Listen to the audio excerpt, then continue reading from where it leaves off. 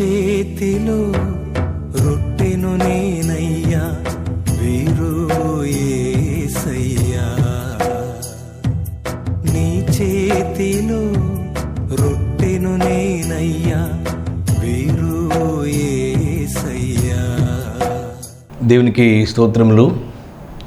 ఆశీర్వాద సమయం అనే మా టీవీ కార్యక్రమాన్ని వీక్షిస్తున్న దేవుని బిడ్డలందరికీ మా హృదయపూర్వకమైన వందనాలు తెలియజేస్తున్నాను. పిల్లరా, మీరందరూ బాగున్నారు కదా?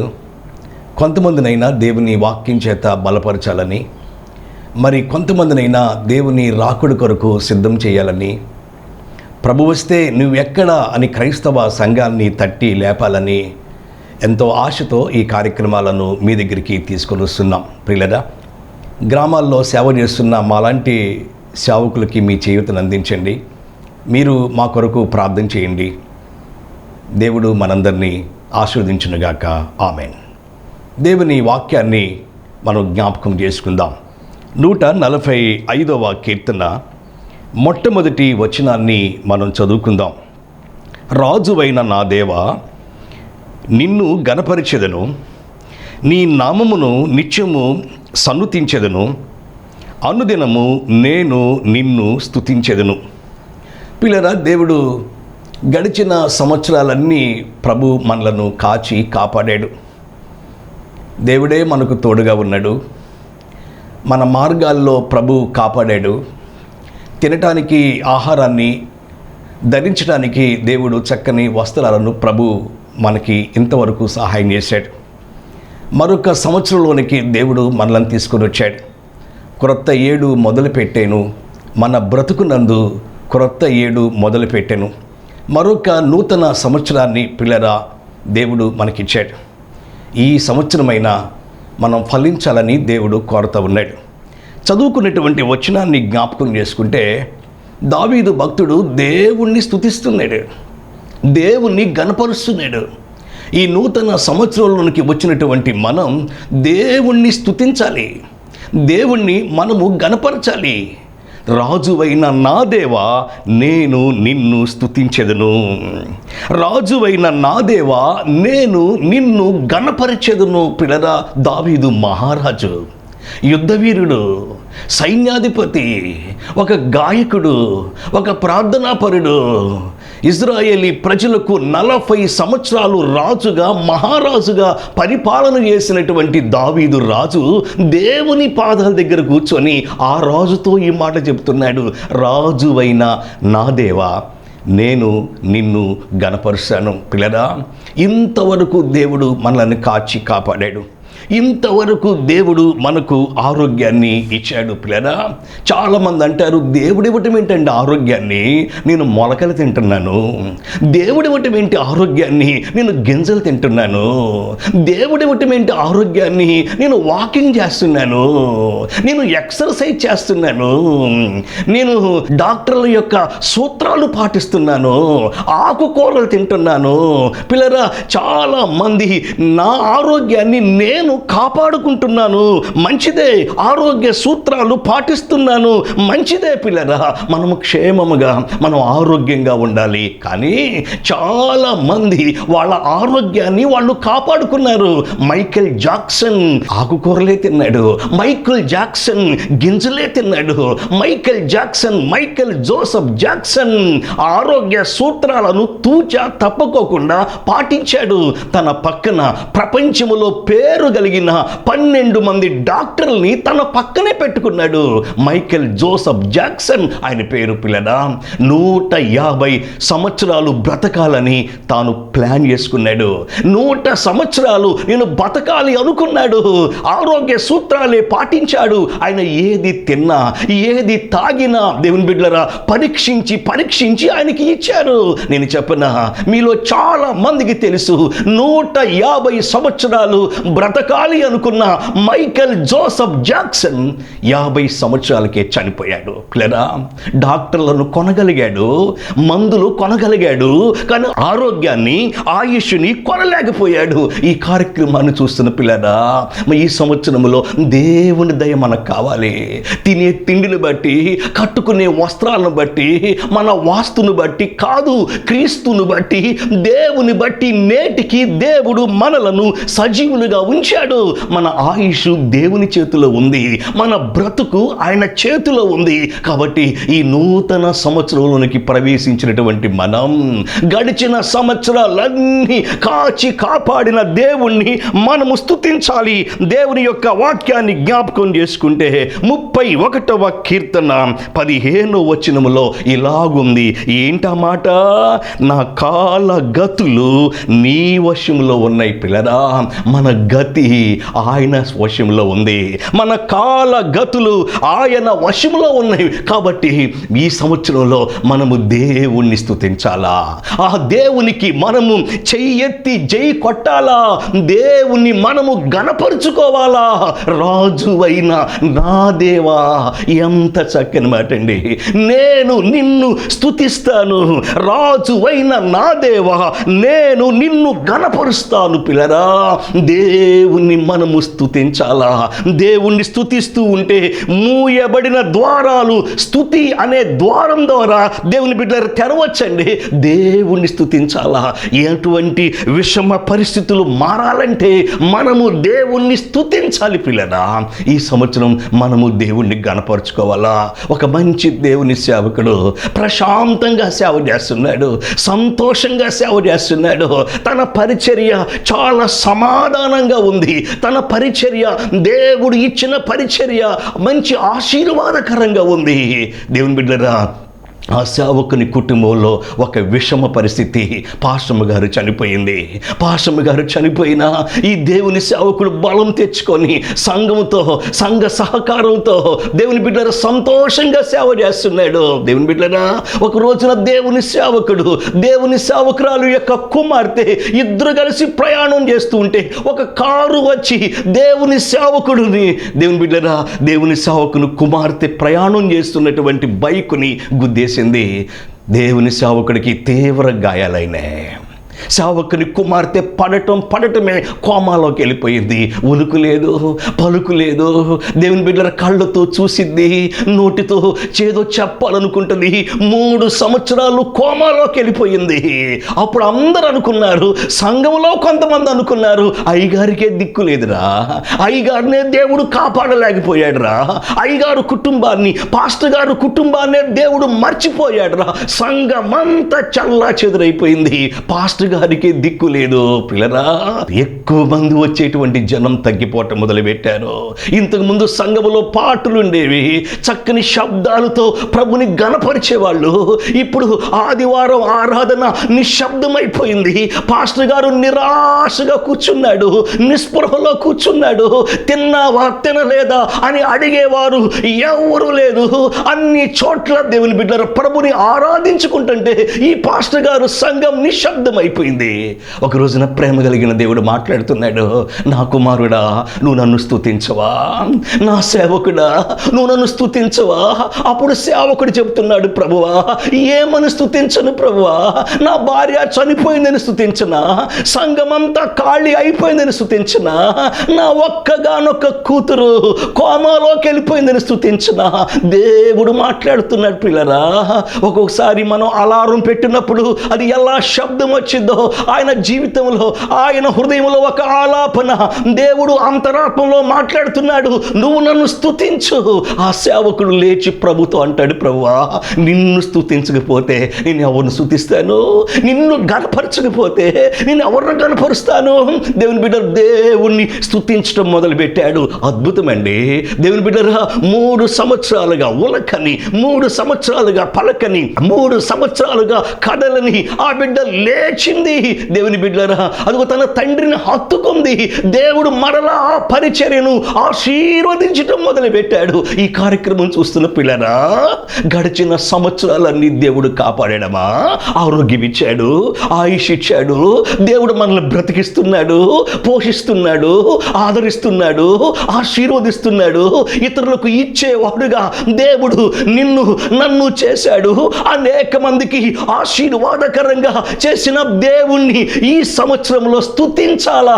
గళమెత్తి దేవుని బిడ్డలారా, మన స్వరమెత్తి ఈ నూతన సంవత్సరాలకు తీసుకొచ్చిన దేవుణ్ణి స్తుతించాలండి. అందుకే దావీదు భక్తులు చదువుకున్నాం, రాజువైన నా దేవా. ఎంత చక్కని మాట అండి. ఈ కార్యక్రమం చూస్తున్న పిల్లరా, మన దేవుడు రాజు, మన దేవుడు ప్రభువు, మన దేవుడు దేవుని బిడ్డలారా, జ్ఞాపకాల్లో చెరగని దేవుణ్ణి మనము స్తుతించాలా? మనందరికీ తెలుసు, ఇజ్రాయేలీ ప్రజలను దేవుడు 40 సంవత్సరాలు పోషించాడండి. దేవదూతలు తినే ఆహారాన్ని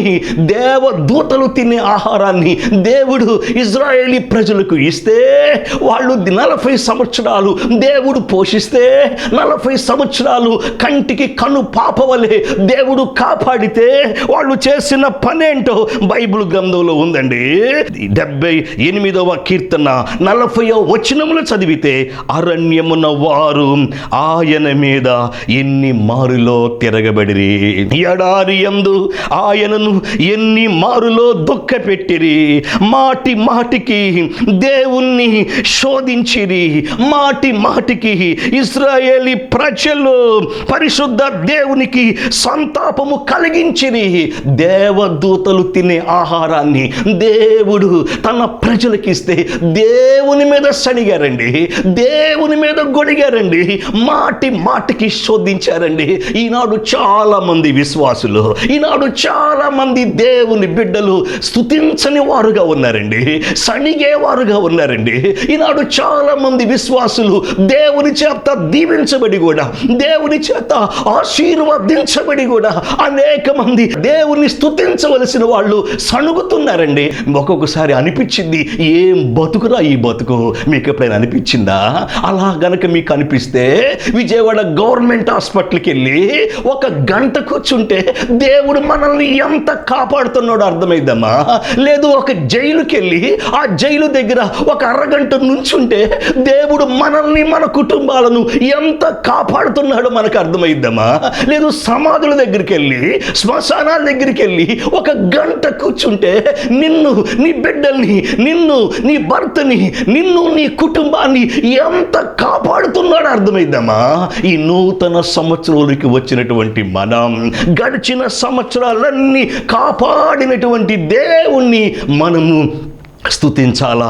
రెండవది దేవుని బిడ్డలారా, మనము చేయవలసినటువంటి పని, విశ్వాసిగా మనము చేయవలసిన పని, దేవుని బిడ్డలుగా మనము చేయవలసిన పని, ఈ నూతన సంవత్సరంలో ప్రవేశించినటువంటి మనము దేవుని వాక్యాన్ని జ్ఞాపకం చేసుకుంటే, నిర్గమకాండం 33వ అధ్యాయము 15వ వచనాన్ని మనం చదివితే, మోషే అనే భక్తుడు అంటాడు, నీ సన్నిధి రాని ఎడల ఇక్కడ నుండి మమ్మును తోడుకొని పోకుము. పిల్లరా, మోషే భక్తుడు ప్రభువుకి ప్రార్థన చేస్తున్నాడు, ప్రభువా నీ సన్నిధి మాకు తోడుగా రావాలి, నీ సన్నిధి మాకు కావాలి. ఈ కార్యక్రమం చూస్తున్న పిల్లరా, ఈ లోకంలో ఎన్నున్నా, ఏమున్నా, ఏదున్నా, ఎంతున్నా నీకు కావాలి, నాకు కావాలి, దేవుని యొక్క సన్నిధి కావాలమ్మా. అందుకే చక్కని పాట ఉంది కదూ, నీ మాట చాలయ్యా, నీ చూపు చాలయ్యా, నీ తోడు చాలయ్యా, నీ నీడ చాలయ్యా, అసలు నువ్వు ఉంటే నాకు చాలు యేసయ్యా. ఈ కార్యక్రమాన్ని చూస్తున్న పిల్లరా, దేవుని సన్నిధి మనతో ఉండాలా, మన కుటుంబాలతో ఉండాలా, మన బిడ్డలతో ఉండాలా. అలా ఉండాలంటే ఏం చేయాలి? దేవునితో సమయాన్ని మనం గడపాలి. మన సెల్ ఫోను దేవుని ఉదయాన్నే లేచి చూసుకుంటాం, దానికి ఛార్జింగ్ ఉందో లేదో చూసుకుంటాం, దానికి ఛార్జింగ్ మన చేతి చేతిలో ఉండే ఫోను దేవుని బిడ్డలారా సరిపడినంత దానికి ఛార్జింగ్ పెడతాం. అలాగే మీరు నేను కూడా ఉదయాన్నే లేచి చూసుకోవాలా, ఉదయాన్నే లేచి మోకరించాలా. 30-30 అనే ఫార్ములాని మనం పాటించాలా. ఏంటా 30-30? ఉదయాన్నే లేవగానే ఒక అరగంట అయినా దేవుని పాదాల దగ్గర ప్రశాంతంగా కూర్చోవాలమ్మా. నీ కష్టాన్ని, నీ ఇష్టాన్ని, నీ ఆపదని, నీ ఆనందాన్ని దేవునితో చెప్పుకోవాలి. మరొక 30 నిమిషాలు దేవుని బిడ్డలారా, దేవుడు మనకిచ్చిన ఈ గ్రంథం, దేవుడు మనకిచ్చిన ఈ బైబుల్ గ్రంథాన్ని ఒక 30 నిమిషాలు, కనీసం ఒక 3 అధ్యాయాలన్నా హృదయపూర్వకంగా చదవాలా. దేవుని బిడ్డలారా, దేవుని సన్నిధిని మనము అనుభవించాలా. ఈనాడు చాలా మంది మందిరానికైతే వస్తున్నారు, వాయిద్యాలైతే వాయిస్తున్నారు, దేవుని వాక్యమైతే చదువుతున్నారు, దేవుని వాక్యమైతే చెబుతున్నారు, వందనాలైతే చెబుతున్నారు, పైకి భక్తిగా అయితే కనపడుతున్నారు. కానీ ఈనాడు చాలా మంది జీవితాల్లో పిల్లరా దేవుని సన్నిధిని కోల్పోతున్నారండి. ఒకప్పుడు గంటలు గంటలు ప్రార్థన చేసిన విశ్వాసులు ఈనాడు ప్రార్థన దేవుని బిడ్డరా ఈ చేయలేని వారుగా ఉన్నారండి. ఈనాడు చాలా మంది దేవుని బిడ్డలు ఏలియాలాగా, ఎలీషాలాగా రోషం కలిగిన ఉన్న బిడ్డలు దేవుని బిడ్డ రాను రాను వాళ్ళలో ఉన్న రోషం, భక్తిలో ఉన్న శక్తి తగ్గిపోతుందండి. ఒకప్పుడు దేవుని బిడ్డరా యేసేపులాగా పాపం నుండి దూరంగా పరిగెత్తే వ్యక్తులు ఈనాడు పాపం వైపు ఈనాడు అనేక మంది పరిగెత్తున్నారండి. కారణం ఏమిటి? ఈనాడు సంఘంలో అందరితో ప్రేమగా మాట్లాడే మనుషులు, ఈనాడు విశ్వాసులు ఈనాడు చాలా మంది ప్రేమ లేని వారుగా ఉంటున్నారు. కారణం ఏమిటి? దేవునికి కానుకిచ్చే విషయంలో, దేవుని సొమ్ము దేవునికి ఇచ్చే విషయంలో ఈనాడు చాలా మంది బిగదీసుకుంటున్నారు, బిగించుకుంటున్నారు. కారణం ఏమిటి? దేవుని సన్నిధి లేదు పిల్లరా. అమ్మా, నీకు నాకు దేవుని సన్నిధి కావాలా. మీరు నేను దేవునితో సమయాన్ని మనము గడపాలా. చక్కని పాట మీలో చాలా మందికి వచ్చు. నీతో గడిపే ప్రతి క్షణము ఆనంద బాష్పాలు ఆగవయ్యా. ప్రతిరోజు ఈ నూతన సంవత్సరంలో పిల్లరా మొదటిగా దేవుణ్ణి స్తుతించాలా. రెండవదిగా దేవుని సన్నిధిని మనము అనుభవిస్తే మన జీవితాలు ఎంత శాంతిగా ఉంటాయి. మూడో విషయాన్ని జ్ఞాపకం చేసుకుంటే దేవుని బిడ్డరా, యోహాను సువార్త 3వ అధ్యాయము 3వ వచనాన్ని మనం చదువుకుంటే ఈ నూతన సంవత్సరంలోకి వచ్చినటువంటి మనము 3వ అధ్యాయము యోహాను సువార్త 3వ వచనములో, అందుకు యేసు అతనితో, ఒకడు క్రొత్తగా జన్మించితేనే కానీ అతడు దేవుని రాజ్యము చూడలేడని నీతో నిశ్చయముగా చెప్తున్నాను. పిల్లడా, ప్రేమ కలిగిన దేవుడు ఆనాడు మత బోధకుడు నికోదేముతో చెప్తున్నాడు, ఒకడు క్రొత్తగా జన్మించాలా. ఈ నూతన సంవత్సరానికి వచ్చినటువంటి మనం పిల్లరా మన జీవితంలో ఎన్ని పండుగలు మనం చూడలేదు, ఎన్ని క్రిస్మస్లు, ఎన్ని నూతన సంవత్సరాలు, ఎన్ని సంవత్సరాలు దేవుడు మనల్ని కాపాడలేదు. మనం అలాగే ఉన్నావేమో, నేను అలాగే ఉంటాను అని అనుకుంటున్నావేమో. కాదమ్మా, మనము క్రొత్తగా మనము జన్మించాలా. మనము కొత్తగా జన్మించాలా. గొంగళి పురుగు సీతాకోక చిలుకగా ఎలా మారుతుందో మన మాటలు, మన చూపులు, మన తలంపులు, మన ఆలోచనలు, మన నడక, మన పడక దేవునికి ఇష్టంగా ఉండాలా. బైబిల్ గ్రంథం చెబుతా ఉంది, మీ మనస్సు మారి నూతన మగుట వలన రూపాంతరం పొందుతారమ్మా. కాబట్టి ఈ కార్యక్రమాన్ని వీక్షిస్తున్న పిల్లరా, మీరు నేను కూడా నూతనంగా మనము జన్మించాలా. మిమ్మల్ని మీరు దేవునికి అప్పగించుకోవాలా. దావీదు భక్తుడు తాను ప్రార్థన చేశాడు, ఇలా ప్రార్థన చేస్తున్నాడు, యెహోవా నా పాపము బహు ఘోరమైనది, నీ నామమును బట్టి దానిని క్షమించుము. పిల్లరా, మన పాపాన్ని దేవుని దగ్గర ఒప్పుకోవాలా. ఒప్పుకున్న పాపాన్ని మనము విడిచిపెట్టాలా. అలా విడిచిపెడితే దేవుడు నిత్య జీవాన్ని ఇస్తాడమ్మా. పరలోక రాజ్య వారసుడిగా నిన్ను చేస్తాడమ్మా. ఈ మాటలు కల్పన కాదమ్మా, ఈ మాట కట్టుకథ కాదమ్మా, ఇది బైబుల్ గ్రంథం సెలవిస్తూ ఉందమ్మా. 2000 సంవత్సరాల నుంచి ఈ బైబుల్ గ్రంథం ప్రకటించబడతానే ఉందమ్మా. ఒక సినిమా చూస్తే 2 సార్లు చూస్తామేమో, దాని మీద పిచ్చుంటే 10 సార్లు చూస్తామేమో, కానీ 2000 సంవత్సరాల నుంచి ఈ వాక్యం ప్రకటించబడతా ఉంది. దేవుని వాక్యం విని ఎంత మంది మార్పు చెందుతున్నారో. మీకు ఒక మాట చెప్పున, దేవుని వాక్యం విని చెడిపోయిన వాడు ఈ ప్రపంచంలో ఒక్కడు కూడా లేడు పిల్లరా. నిత్య జీవితాన్ని ఇచ్చేటువంటి దేవుడు ఒక రోజున ప్రభు తీర్పు తీరుస్తాడు. నా తండ్రి చేత ఆశీర్వదించబడిన వారులారా కుడివైపున రండి అని పిలిచే పిలుపు సిద్ధముగా ఉంది దేవుని బిడ్డలారా.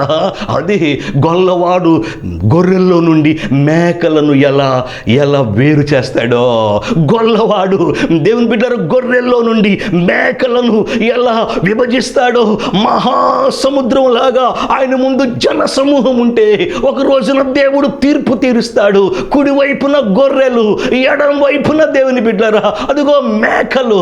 నిన్ను ప్రేమించే నీ భార్య ప్రభుని నమ్ముకుంటే, యేసు ప్రభుకి తన హృదయాన్ని ఇస్తే, నిన్ను ప్రేమించే నీ పిల్లలు యేసు ప్రభుని నమ్ముకుంటే, నిన్ను ప్రేమించే నీ భర్త యేసుక్రీస్తు రక్తములో కడగబడితే, నువ్వు చూస్తుండగానే కుడివైపుకి వచ్చేస్తాడు. అమ్మా, నువ్వు చూస్తుండగానే నీ భార్య కుడివైపుకి వచ్చేసింది. ఈ వాక్యాన్ని వినేటువంటి పిల్లరా ఆ రోజున ఏడుస్తావు, ఆ రోజున నీ రొమ్ము బాదుకుంటావు. ఆ రోజున కుడివైపున ఉన్న ప్రజలు ఎంత సంతోషం, ఎంత ఆనందం. ఆ వాక్యాన్ని మనం జ్ఞాపకం చేసుకుంటే మత్తయి సువార్త 25వ అధ్యాయము 34వ వచనాన్ని పిల్లరా నేను చదువుతాను. రాజు తన కుడివైపున ఉన్న వారిని చూచి, నా తండ్రి చేత ఆశీర్వదించబడిన వారలారా రండి, లోకము పుట్టినది మొదలుకొని మీ కొరకు సిద్ధపరిచిన రాజ్యమును స్వతంత్రించుకొనండి. పిల్లరా, దేవుని పిలుపు నిన్ను పిలవటం అది ఎంత ధన్యతమా. దేవుడు నిన్ను పిలవటం, దేవుడు తన రాజ్యములోనికి ఆహ్వానించటం అది ఎంత ధన్యత. ఈరోజు ఈ వాక్యం వినేటువంటి పిల్లరా నీ స్థానం ఎక్కడా ఒకసారి జ్ఞాపకం చేసుకో. దేవుడు ప్రతి ఒక్కరికి సమయాన్ని ఇస్తాడమ్మా.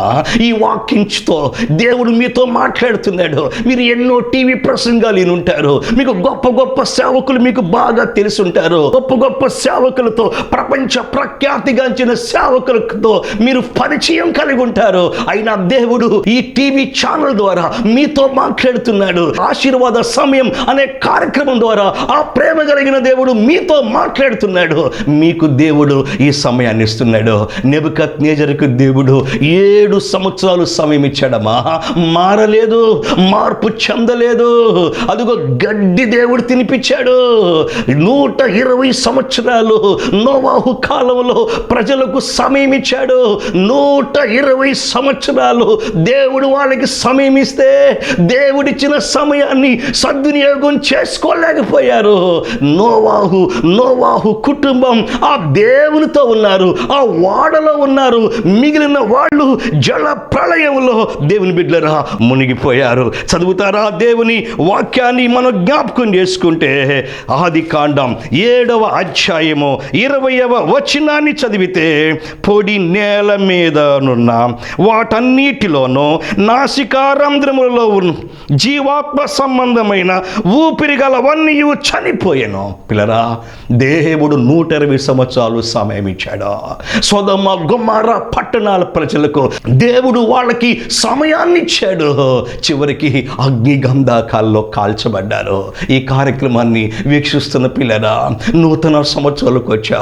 దేవుడు ఎందుకో మనల్ని బ్రతికించాడు, ఇంకా దేవుడు ఎందుకో కాపాడాడు. దేవుని బిడ్డ కరోనా టైంలో మన చుట్టూ ఉన్న వాళ్ళు ఎంతో మంది చనిపోయారు. మనం ప్రేమించిన వాళ్ళు ఎంతో మంది చనిపోయారు. దేవుడు ఎందుకో మనల్ని బ్రతకమన్నాడు.